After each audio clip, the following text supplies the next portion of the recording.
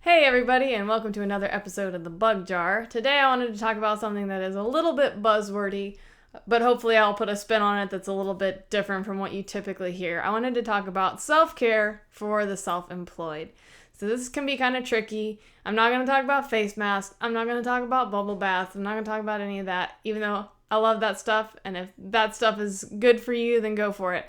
But I wanted to talk about some things that I have started doing to help make my life easier and help my business run smoother so I'm less of a stressed out, sleep deprived person.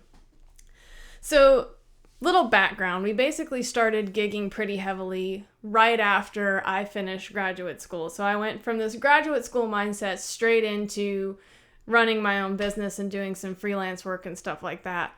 So coming out of graduate school, I had this sleep is for the weak, I'll sleep when I'm dead mentality.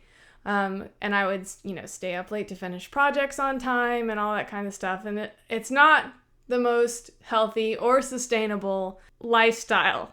So it was a really difficult adjustment for me to kind of figure out how to reframe my life out of this very academic type of way of living where you get up early, you stay up late, and you have no breaks in between. And honestly, the college culture here in the States, and even beyond that, we sort of glorify self-sacrifice to a point where it's not healthy, where it's like, oh, I pulled an all-nighter, or, oh, I haven't eaten today, and we act like those things are good things, and they're really not. You're just doing yourself more damage long term. So I wanted to talk about how I have learned to take care of myself by creating systems and practices in our business that help me stay healthy and help keep me from going overboard, which I kind of still have a tendency to do. So the first thing that I've had to learn how to do is create boundaries within my own life of how I allow myself and when I allow myself to work. So when you are building a business and it's something that you care about and you really enjoy doing, it's hard to know the difference between work and fun. And it can be fun to do the work, but I noticed that earlier this year I was really working kind of around the clock on all of my different things.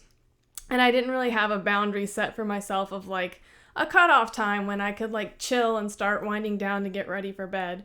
So knowing yourself and knowing what you need in terms of sleep and when you work best can be really helpful in doing this. So I eventually kind of settled into a routine that really worked for me. And so I typically don't answer emails after a certain time because I would be, getting in bed and feel the need to check my email because I was afraid I was going to miss something. And I know people who work better from midnight to 2 a.m. So if that's you, go for it. That's your jam. That's fine. But what I would end up doing is I'd check email and then I'd get stressed out and then I wouldn't sleep well. And it was just this kind of endless cycle of stuff that was not healthy. I had to set up a time to get up and a time to start working. I'm a slow starter. I used to be the kind of person who would get up immediately, have breakfast, have my coffee, and within 15 minutes of waking up, be ready to go. And I'm not that person anymore. It takes me a longer time to wake up. And so I have this whole wake up routine that takes a while. But I know that, okay, if I want to be at my desk doing whatever or in the studio doing whatever by this time of the morning, I need to get up at this time to allow myself enough time to wake up and get myself prepared for that.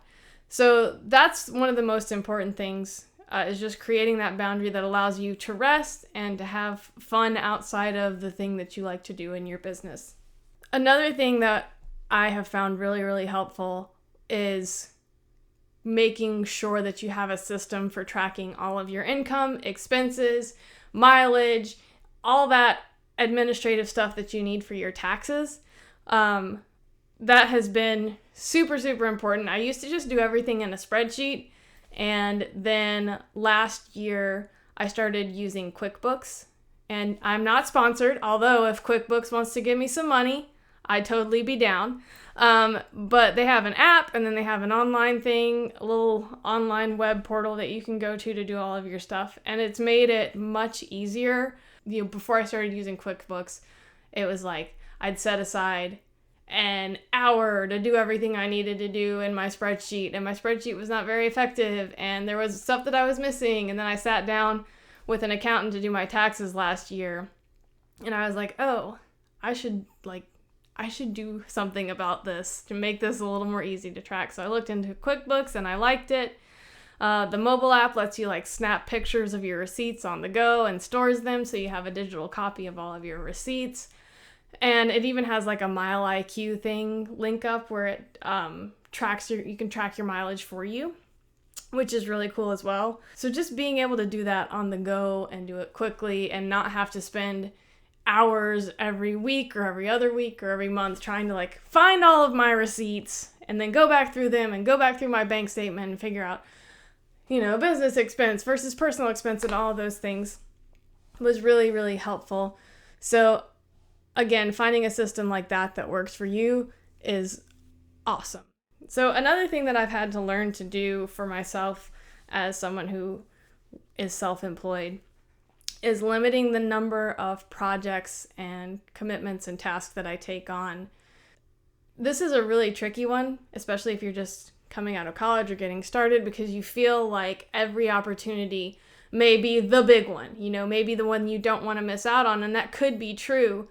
But what I found is that I would commit to a lot of things and end up being totally overworked and starting to get burnt out. And then the work that I was doing in those projects and in my music and in everything that I was doing was slowly degrading because I was so overcommitted.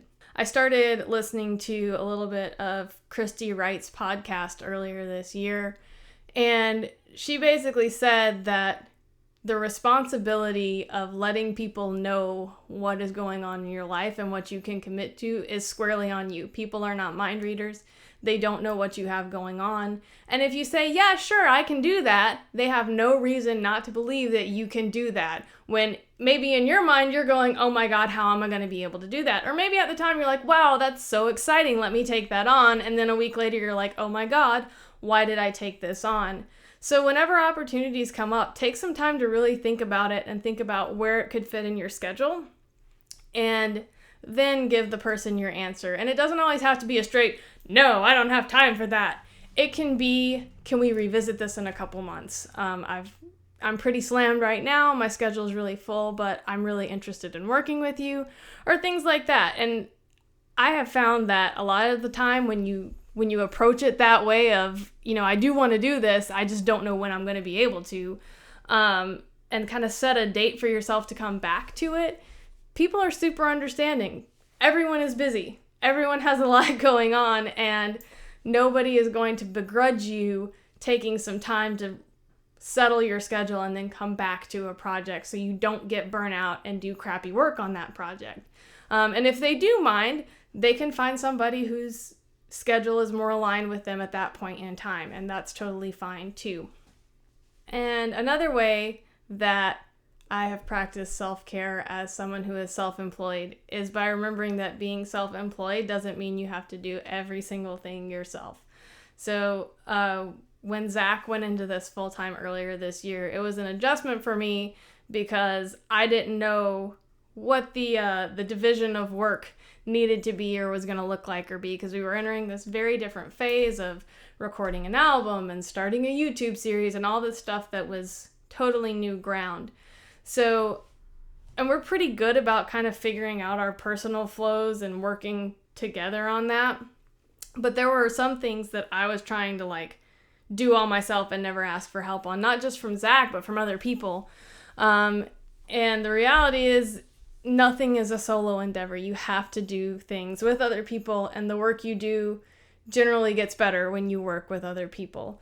And so remembering that you are not an island and you don't have to do everything all yourself is another one of those key things that's really important to understand as an entrepreneur and as a creator.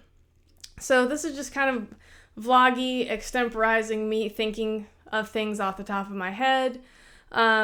If you enjoyed it, feel free to like it, share it. If you have any self-care tips for self-employed people, put them in the comments below, because I'm still learning too, and I would love to hear what you guys are doing for yourselves out there. Feel free to follow us on Facebook and Instagram. Keep an eye out for us on all of the social medias.